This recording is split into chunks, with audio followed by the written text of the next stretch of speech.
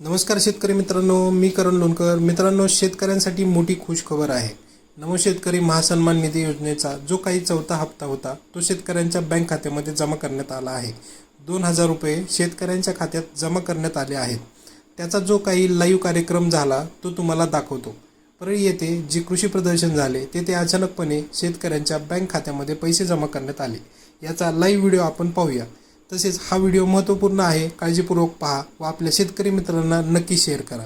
चला तर मग मित्रांनो, व्हिडिओ सुरू करूया. आणि खऱ्या अर्थानं या निमित्ताने दोन महत्वाचे कार्यक्रम माननीय मुख्यमंत्र्यांच्या हाताने आणि शिवराजजींच्या हाताने होतात.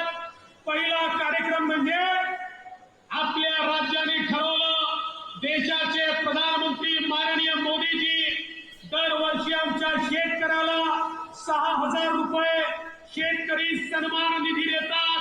तर महाराष्ट्र देखील नमो कृषी सन्मान योजनेच्या अंतर्गत 6,000 रुपये देईल आणि त्याचा चौथा हप्ता आज या परळीमध्ये मुख्यमंत्री महोदयांच्या हाताने थेट आमच्या शेतकऱ्यांच्या खात्यामध्ये चाललाय. आणि त्याच वेळी आमच्या लक्षात आलं, मागच्या वर्षी दुष्काळ. जय हिंद, जय महाराष्ट्र.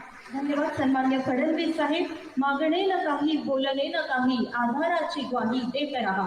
यानंतर या कृषी महोत्सव 2024च्या निमित्ताने अतिशय महत्त्वपूर्ण कार्यक्रमाला सुरुवात करणार आहोत. मंचावर उपस्थित सन्माननीय मुख्यमंत्री एकनाथजी शिंदे साहेब आणि सर्व मान्यवरांना विनंती आहे की आपण नमो किसान महासन्मान योजनेचा चौथा हप्ता ऑनलाईन रिमोट कळ दाबून वितरित करावा. सहर्ष आमंत्रित करते माननीय मुख्यमंत्री श्री एकनाथजी शिंदे साहेब, माननीय कृषी मंत्री केंद्र सरकार शिवराज सिंह चौहान साहेब, माननीय उपमुख्यमंत्री देवेंद्रजी फडणवीस आणि माननीय उपमुख्यमंत्री अजितदादा पवार.